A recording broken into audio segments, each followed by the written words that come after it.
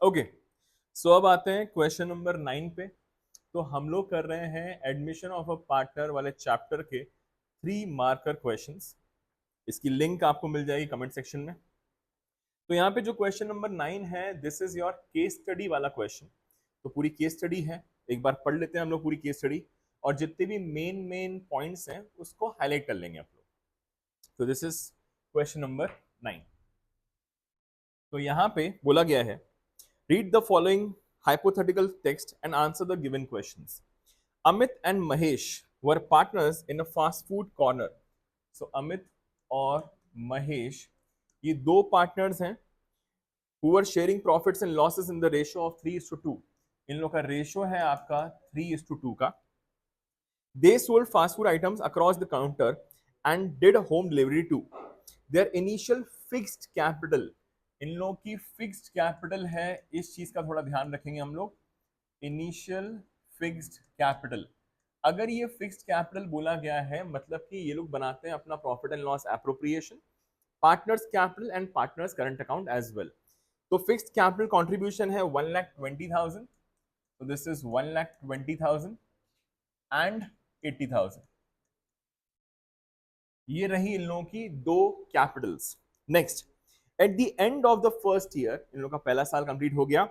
The profit was 1,20,000 before allowing the remuneration of 3,000 per quarter to Amit and 2,000 पर half year to Mahesh. बढ़िया है। Such a promising performance for first year was encouraging. Therefore, they decided to expand the area of operations. For this purpose, they needed the delivery van, a few scooties, and an additional person to support. 6 months into the accounting year. Okay, तो first year खत्म हो चुका।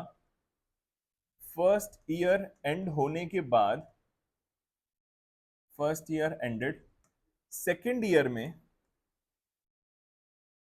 Second year में लिखा हुआ है 6 months into the accounting year। Second year में भी 6 months बीत जाने के बाद, 6 months into the accounting year, they decided to admit Sundaram. एक नया पार्टनर सुंदरम एडमिट हुआ है and offered him 20% share. 20% share का मतलब होता है 20/100, मतलब कि he is coming for 1/5 share in profits. Is that okay? आगे लिखा हुआ है monthly remuneration of 2,500 per month. So it is 2,500 per month he will get. Now because the business has been started after 6 months, so he will get a monthly remuneration for only another 6 months. Clear? Next, Sundaram was asked to introduce 1,30,000 for capital. अच्छा, सुंदरम जो capital लेकर आया है वो लेकर आया है 1,30,000 rupees. आगे, and 70,000 for premium for goodwill, और 70,000 लेकर आया है अपना प्रीमियम फॉर गुडविल के लिए। Okay, besides this Sundaram was required to provide 1 lakh as loan for 2 years। अच्छा, प्रीमियम फॉर गुडविल लेकर आया, ये अपनी कैपिटल लेकर आया, और 1 लाख रुपीस का उसको लोन देने के लिए भी बोला गया कि भैया आप लोन दे दो फर्म को for 2 years। Sundaram readily accepted the offer. The terms of the offer were duly executed and he was admitted as a partner. तो ये सब इंफॉर्मेशन है। स्टार्ट करते हैं हम लोग अब कि क्या बोलना चाह रहा है क्वेश्चन। तो पहला क्वेश्चन है आपका, remuneration will be transfer to dash of Amit and Mahesh at the end of accounting period. Remuneration जो हम लोग को ट्रांसफर करनी है उन लोगों को, रेम्यूनरेशन यहाँ पे थी आपकी, रेम्यूनरेशन लिखी नहीं है मैंने। रेम्यूनरेशन 3,000 रुपीज मिलनी थी पर क्वार्टर टू अमित, ये अमित को मिलनी थी, और महेश को मिलनी थी रेम्यूनरेशन। ओके, रेम्यूनरेशन का मतलब होता है kind of a salary only, तो कंफ्यूज मत होइएगा प्लीज। 2,000 पर हाफ ईयर टू महेश, तो दिस इज 2,000 पर हाफ ईयरली। ठीक है, क्योंकि हर आधे साल में उसको रेम्यूनरेशन मिलेगी। तो ये बोला गया है जो ये हम लोग रेम्यूनरेशन देंगे ये किस अकाउंट में ट्रांसफर की जाएगी, कैपिटल, लोन, करंट, कि नन ऑफ दीज। तो यहाँ पे ऑलरेडी बताया गया था क्वेश्चन में कि ये फिक्स्ड कैपिटल वाला क्वेश्चन है, तो यहाँ पे फर्स्ट वाले का आंसर इज सी। फर्स्ट वाले का आंसर इज सी, क्योंकि फिक्स्ड कैपिटल है तो ये आपके करंट अकाउंट में ही जाता है, तो ये जाएंगे आपके करंट अकाउंट में। Okay, next, upon the admission of Sundaram the sacrifice for providing his share of profits would be done by Amit only, Mahesh only, Amit and Mahesh equally, Amit and Mahesh in the ratio of 3:2। देखिए क्या होता है कि अगर question में new ratio नहीं होता है तो ओल्ड रेशो ही सेक्रीफाइसिंग रेशो कहलाता है, और इन लोगों का ओल्ड रेशो 3:2 था और क्वेश्चन में न्यू रेशो गिवन नहीं है।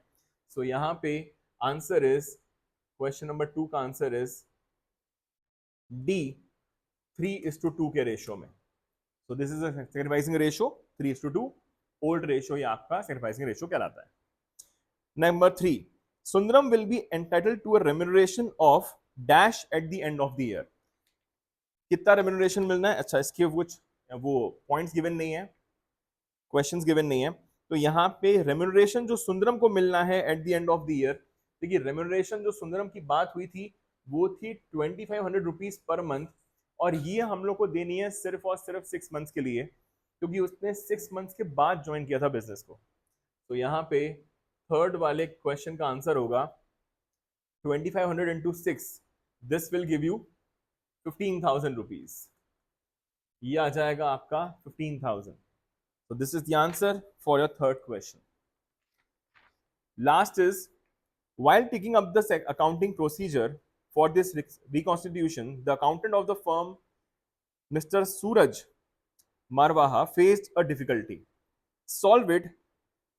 Be answering the following. For the amount of loan that Sundaram has agreed to provide. Okay, Sundaram ने लोन दिया है यहाँ पे 1 लाख रुपीस का।